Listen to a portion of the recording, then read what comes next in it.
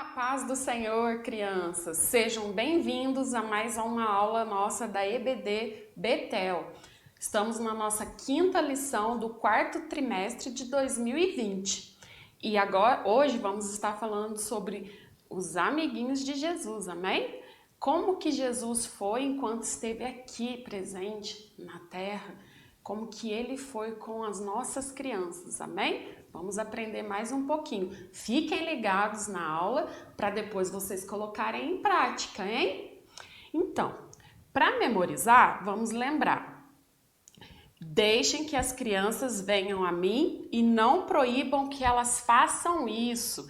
Jesus falou, né? E o objetivo da nossa lição é qual? Aprender que Jesus é o melhor amigo das crianças. Nossa aulinha de hoje tem o intuito das crianças entenderem o porquê de Jesus ter amado as nossas crianças e amar até hoje, né? Vamos aprender como podemos nos aproximar mais desse Jesus que nos ama tanto, né? E quando Jesus estava levando a palavra, ensinando, né, as pessoas na terra, lembrem-se, Jesus ia principalmente àqueles que eram excluídos.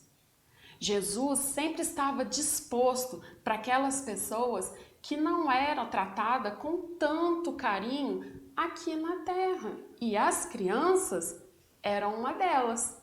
Sabia que as crianças não tinham o respeito que tem hoje? Não tinha a valorização que tem hoje? Pois bem, só que Jesus veio para as nossas crianças também. Ele as amou e as ama até hoje, né? E aí, temos na Bíblia vários nomes que eram crianças e que fizeram parte dos amiguinhos de Jesus. E hoje vamos falar de Samuel. Samuel, ele foi morar na igreja com o sacerdote Eli. Olha só que interessante, a mãe dele já tinha tido um propósito com o Senhor e já tinha falado que o filho dela ia ser preparado lá na igreja. E o chamado de Samuel foi tão lindo, tão especial, que ele teve a oportunidade de ouvir a voz do Senhor. Deus falou com Samuel, ele ouviu o Senhor o chamando. Olha que especial, que lindo que foi na vida de Samuel. E nós precisamos ir até a Bíblia, ler, conhecer, ouvir mais da palavra, justamente para quê? Para que a gente possa usar esses exemplos para trabalhar dentro de nós e estarmos mais próximos de Jesus, porque Jesus é o caminho, é Ele que nos mostra a direção para termos uma vida saudável, uma vida cheia de fé, de esperança e principalmente para que possamos aprender a amar o próximo, assim como Jesus amou seus amiguinhos. Amém? E aí a gente aprende que naquela época teve um episódio na Bíblia, né, algo que aconteceu, que foi o seguinte, prestem atenção. Jesus, os pais das crianças levavam as crianças até Jesus para que Jesus orassem por elas, os abençoando, né? Os pais que já tinham a sabedoria naquela época de querer o melhor para o filho, já os levavam até Jesus. E os discípulos de Jesus começaram a perceber que estava aumentando a aglomeração de crianças e de pais ali naquele momento. E preocupados com Jesus, o que eles queriam fazer? Mandar todos embora. Não, agora não, Jesus já está cansado, hoje acabou. Mas Jesus, com seu amor, virou e falou: não, deixe que as crianças venham a mim. Jesus não se importava com seu cansaço, ele ia até as crianças, ele falava com as crianças. E naquele dia, ele mostrou o quanto o amor dele era grande pelas crianças. E quando ele falou, deixe que as crianças venham a mim, irmãos, crianças, imagine falar, deixe que as crianças venham a mim. As crianças cheias de alegria, o que fizeram? correram até Jesus, abraçaram Jesus. E ali se via a amizade de Jesus com as nossas crianças, com as crianças daquela época. E voltando atrás, o que a gente aprende com a Bíblia, crianças? A gente vai aprender que hoje podemos também nos aproximar de Jesus. Nós também podemos buscar Jesus. Crianças, Jesus é o melhor amigo que você tem. Jesus é o maior amigo que você tem. E para que você tenha essa intimidade, para que você esteja junto de Jesus, é necessário buscá-lo como? Oração. Venha até a igreja, aprendam nas aulinhas aquilo que tem de melhor para você se aproximar do amor de Jesus, né? Venha, ore, louve ao Senhor, louve com alegria, né? Busque hinos, fala para o papai e para a mamãe colocar desenhinhos, hinos, musiquinhas, coisas que vão agregar conhecimento e encher teu coração de alegria e assim transferir para o amor de Jesus. Jesus vai ver o quanto você o ama, o quanto você o busca e pode ter certeza que ele vai estar ali no teu coração, transbordando, enchendo você de alegria. Jesus está aí, crianças, do teu ladinho, aonde quer que você vá. Busque ele em seu coração, porque ele vai te atender. Jesus atendeu as crianças lá naquela época, né? Imagine hoje, se ele não vai atender as nossas crianças. Jesus veio para vocês. Jesus está para vocês, crianças. E fale disso para os seus amigos, na escola, na rua, com o coleguinha que vai na tua casa, os primos, aqueles que ainda não tiveram oportunidade de estar numa igreja, de ter um pai e uma mãe que fala do evangelho. Busque falar, evangelizar os seus amiguinhos para que eles também sejam amigos de Jesus. Amém? Espero vocês na aula de domingo que vem, presencial. Deus abençoe e até a próxima aula.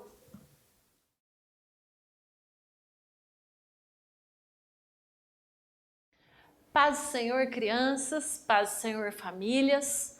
Mais uma aula, mais um domingo, mais uma semana se passou e nós já estamos aqui agora na quinta lição desse trimestre. A revista Saber Mais, com o título Cartas às Igrejas. Vimos até agora várias cartas que Paulo enviou às igrejas e nessa semana não vai ser diferente. A lição 5 tem por título Preparados para lutar. Será que nós estamos preparados com as armas verdadeiras para lutar? Vamos lá? O texto do dia diz assim: vistam-se com toda a armadura que Deus dá a vocês, para ficarem firmes contra as armadilhas do diabo. Está lá em Efésios 6, 11. E para saber mais, essa carta aos Efésios foi escrita durante a primeira prisão de Paulo em Roma, 10 anos após ele ter organizado a igreja de Éfeso. E Paulo fala nessa carta que a igreja de Éfeso era uma igreja fiel e amorosa. Ele fala que os cristãos de Éfeso tinham fé em Jesus. Mesmo tendo passado 10 anos, Paulo via aquele povo com uma fé muito preciosa em Jesus. Nada, crianças, e ninguém pode abalar nossa fé em Jesus.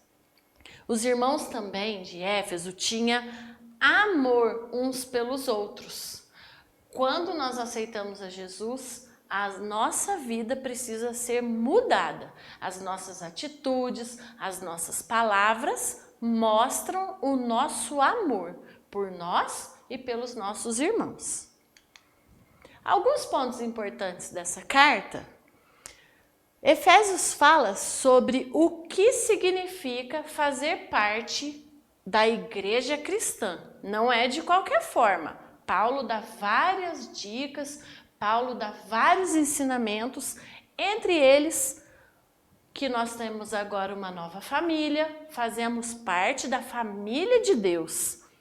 Fala sobre novos dons, sobre uma nova vida, aquilo que a gente fazia de errado, aquilo que a gente falava, aquilo que a gente pensava, a gente não pode fazer mais. E também fala sobre novas responsabilidades. Uma vida cristã é uma vida de responsabilidade com a palavra de Deus.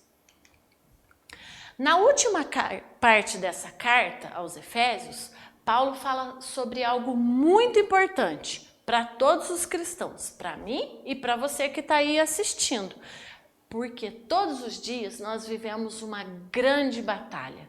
Quando abrimos os nossos olhos, todos os dias temos na nossa frente fazer o bem e fazer o mal, fazer o certo e fazer o errado.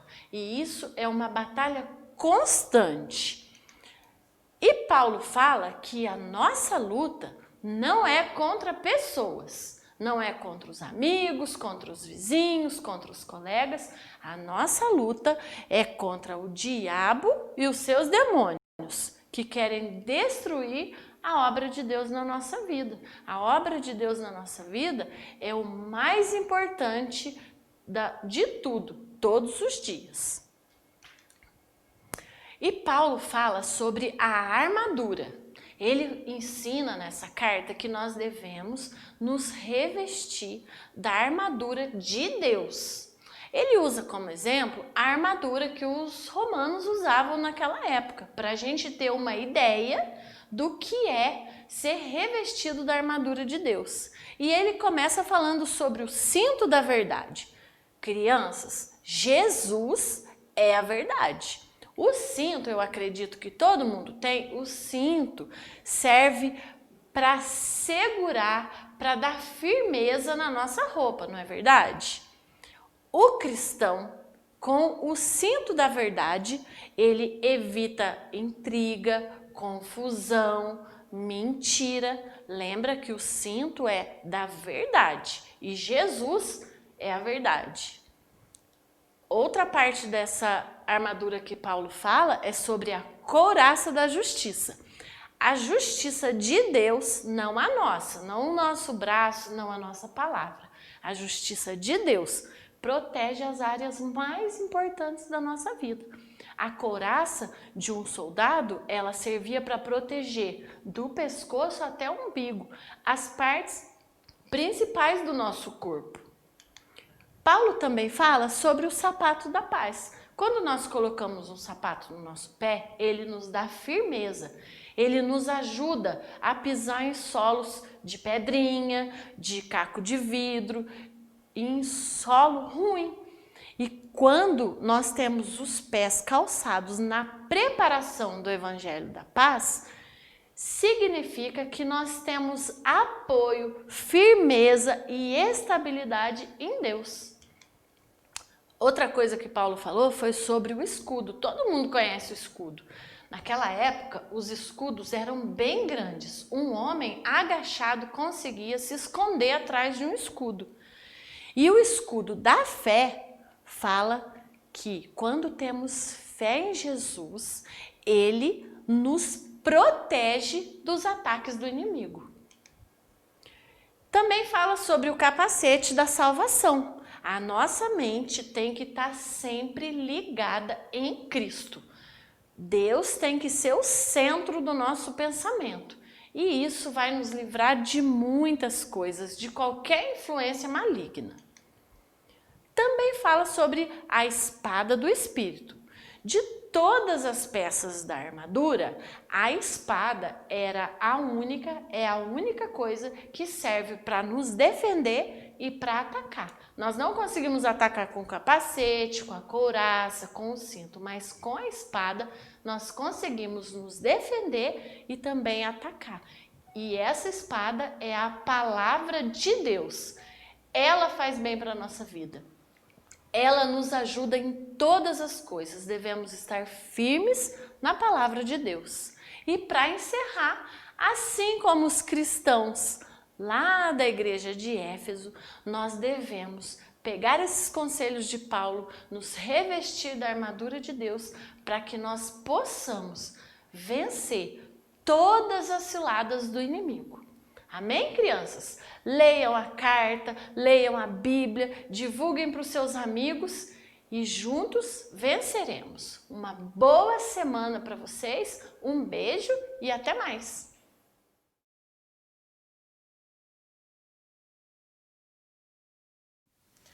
Paz do Senhor, tudo bem, meninos e meninas?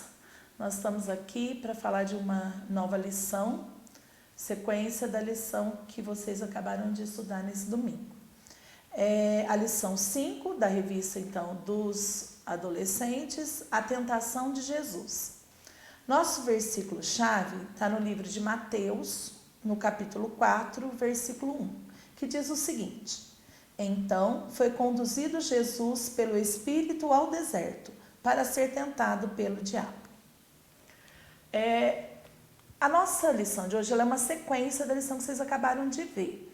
Vocês viram sobre o batismo de Jesus. Então, tão logo Jesus foi batizado, e naquele momento do batismo de Jesus foi um momento muito importante, porque ele recebeu o Espírito de Deus.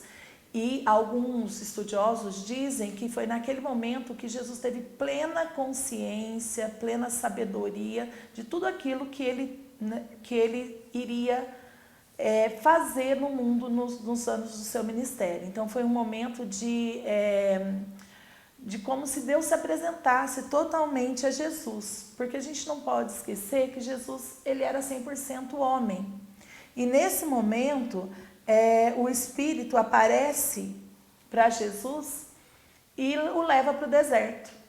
E o nosso versículo-chave diz que Jesus foi conduzido pelo Espírito ao deserto para ser tentado pelo diabo. E aí a gente pode achar meio esquisito, né, essa fala, como assim o Espírito leva Jesus para ser tentado, né? Se a própria Bíblia diz que Deus ele não é tentador, não é Deus que nos tenta, né? Mas tinha um propósito, na verdade, o Satanás iria tentar Jesus, mas com um propósito. Jesus, como 100% homem, ele iria mostrar, como mostrou para nós, que era possível ser tentado, mas você não pecar, não cair na tentação. Então, a nossa revista, ela fala sobre isso. O item 1 da nossa revista fala tentação ou provação. Existe alguma diferença nessas duas palavras? Segundo o que nós aprendemos, existe. A tentação, ela vem do diabo. Ela vem para nos afastar de Deus, ela vem para nos levar ao pecado, ela vem nos aprisionar, ela vem nos trazer coisas ruins. Já a aprovação, apesar dela ser difícil, ela vem de Deus e ela vem com um propósito que é totalmente o contrário. Enquanto a tentação vem com o objetivo de nos destruir, a aprovação ela vem com o objetivo de nos construir, de nos melhorar como ser humano. Enquanto a tentação vem com o objetivo de nos levar ao pecado, a aprovação é com o objetivo de nos santificar. Enquanto a tentação nos afasta de Deus, a aprovação é para nós nos aproximarmos de Deus. Então existem essas diferenças. Deus permite a tentação, como ele permitiu com Jó, como ele permitiu com José, mas Deus nos dá o escape. A palavra de Deus fala que a tentação pode vir, né, para nós, como ela vem para todos, nós não escapamos disso, mas Deus, ele está sempre conosco. E Jesus vai ser o exemplo nesses dias que ele passa no deserto, de que é possível vencer. Jesus passou 40 dias no deserto jejuando. Então, o que a gente imagina? Que depois de 40 dias, Jesus teve fome. A Bíblia relata isso. Jesus era humano, né? Então, ele teve fome. E o item 2, ele trata dessa natureza da tentação. Que a tentação, ela pode vir de nós mesmos ou do inimigo. O diabo, ele é especialista na tentação, e a tentação ela não é a mesma para todo mundo. Como nós somos diferentes, o inimigo ele personaliza. Isso eu achei muito interessante na revista, porque ele personaliza as tentações. Às vezes, o que para um leva ao pecado, para o outro não. Então, como ele nos sonda o tempo todo, ele conhece as nossas fraquezas, ele vai tentar cada um de nós numa área onde ele sabe que nós corremos o risco de pecar. Então, onde ele vai tentar Jesus? Na fome. Jesus estava com fome, então ele tenta Jesus, né, para Jesus falar que as pedras se transformariam em pão. E Jesus, o que ele faz? Ele vence a tentação usando a palavra. Então o diabo, a todo momento, ele tenta, né, conosco também. Ele tenta nos pegar, vamos usar essa palavra, né, nos pegar em algum ponto fraco que nós temos. E aí, o apóstolo Tiago, ele diz o seguinte, que cada um é tentado quando atraído e engodado pela sua própria concupiscência, né? Então, o que é concupiscência? É esse desejo da nossa carne, esse desejo muito forte por alguma coisa, que nos leva a fazer, procurar algo por causa desse desejo, para satisfazer a nossa carne. Então, o inimigo, sabendo disso, ele apresenta para nós essa proposta, essa tentação. E aí nós vamos cair nela se nós dermos mais vazão, se a gente der pender mais para o lado da nossa carne. Então, é muito interessante, porque nós temos a concupiscência dos olhos, nós temos a concupiscência da carne e nós temos a soberba da vida. O diabo tentou Jesus nesses 3 pontos, né? Na concupiscência da carne, pela questão da fome, na concupiscência dos olhos, apresentando os reinos do mundo para Jesus, e na soberba da vida, né? Falando que se ele é filho de Deus, então ele poderia tudo. E nós somos tentados nessas 3 áreas também. Mas Jesus nos apresenta uma forma de vencer isso, que é a palavra vencedora. Tudo que o diabo apresentou para Jesus, ele combateu de que forma? Usando a palavra de Deus, né? Ele diz que nem só de pão viverá o homem. Então, ele foi apresentando para Satanás que ele tinha conhecimento da palavra. E é dessa forma que eu e você podemos vencer as tentações, conhecendo a palavra. Daí a importância de nós lermos a Bíblia, nós orarmos, falarmos com Deus, que vai ser a única forma que nós vamos ter de conseguir vencer as tentações e sermos vitoriosos diante do pecado. Espero que todos assistam, que leiam a lição e que vençam a tentação baseados nessa palavra de Deus. Fiquem com Deus. Amém.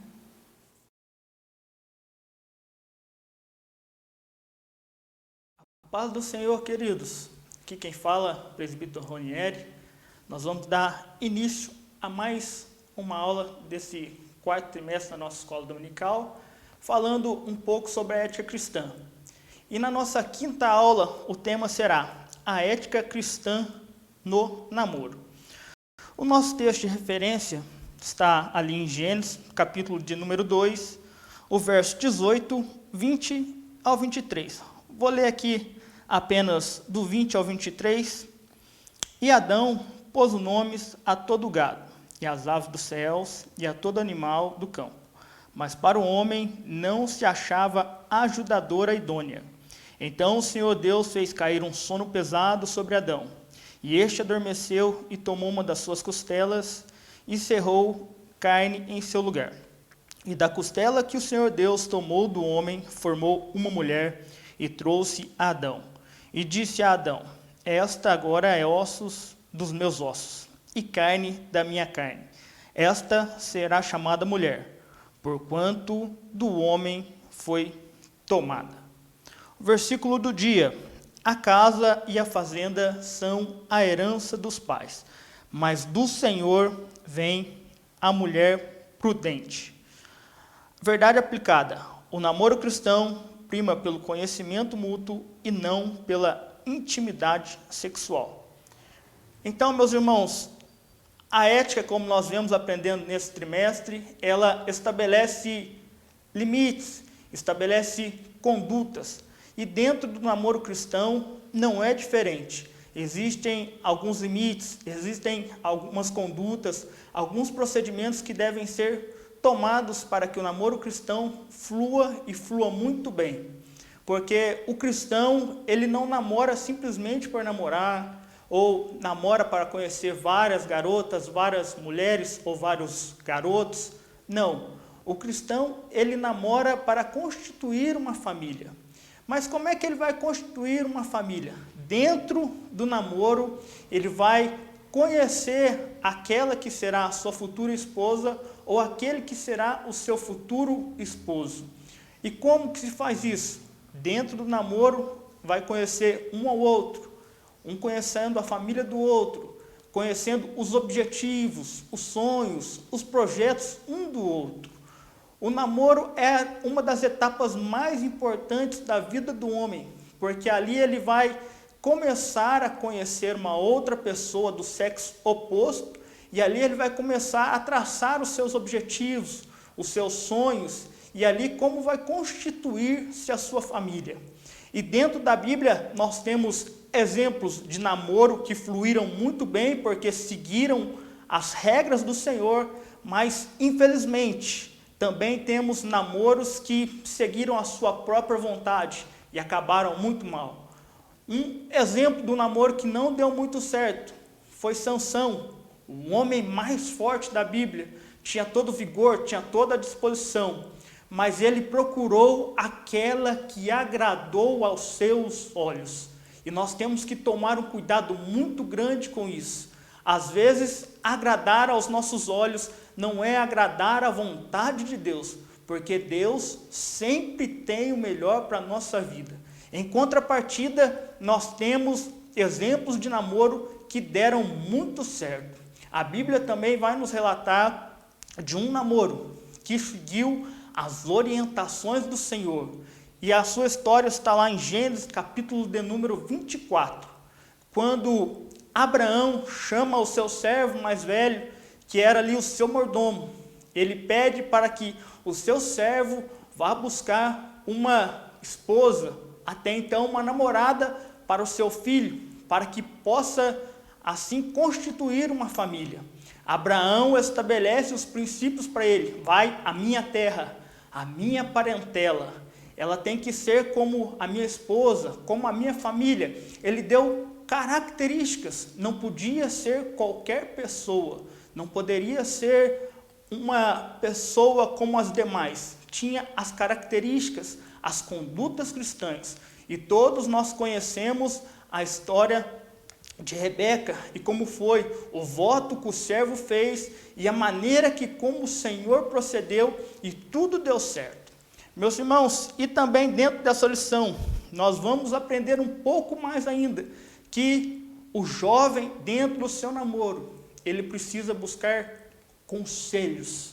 E aonde ele vai buscar conselhos? Primeiramente, é claro, na palavra do Senhor, pautado por Deus. Segundo, com pessoas cristãs mais experientes do que ele, pessoas que têm algo a agregar, os anciãos da igreja, pessoas ali que já têm a sua família constituída, matrimônios firmes, concretos. Não adianta nada ter um relacionamento e buscar conselhos com pessoas que namoraram 3, 10 vezes ou pessoas que simplesmente estão no 7º casamento. Não, o namoro é um projeto de Deus, então tudo tem que ser partido pela vontade de Deus.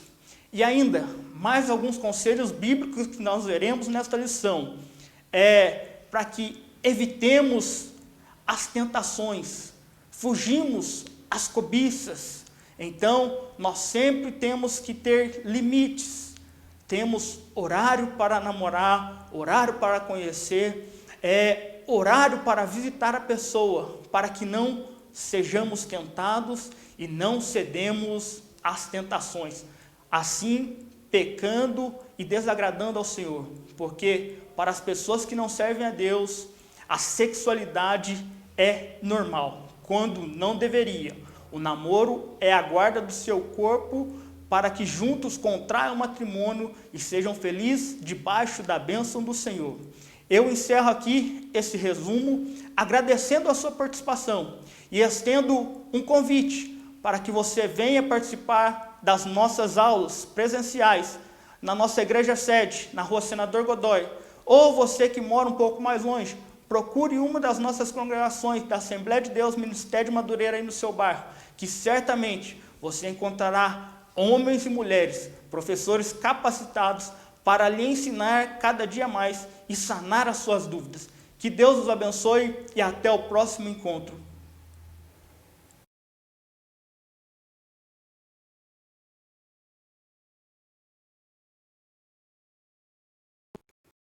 A paz do Senhor, irmãos e irmãs que estão aí na sua casa, né? Hoje nós temos mais um momento para um pequeno resumo da nossa lição de número 5.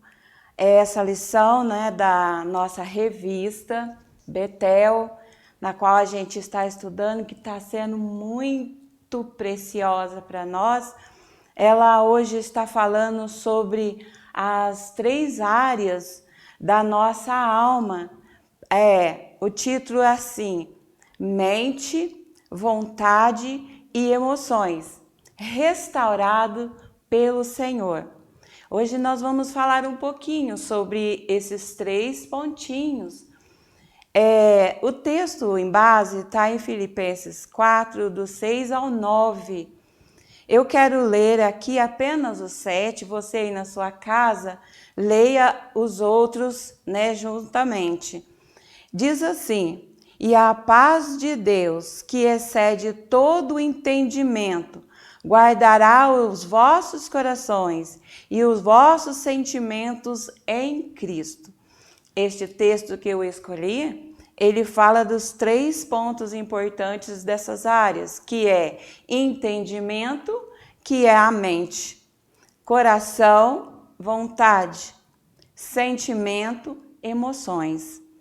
E os textos seguintes falam sobre a purificação deste sentimento, que nós devemos estar sempre dando uma revisão no nosso sentimento, tirando coisas que não sejam honestas, que não sejam verdadeiras, impuras. Nós devemos estar purificando o nosso sentimento para que possamos ter uma vida digna, íntegra diante de Deus. É isso que é importante para nós, né? Estarmos guardando no nosso coração, no nosso sentimento, coisas boas que vai nos levar a nossa vida sendo mais leve, uma vida mais cheia de gratidão. E é isso que é importante para o ser humano, uma vida livre de coisas ruins. Bom, nós vamos estar falando sobre esses pontos da alma, né?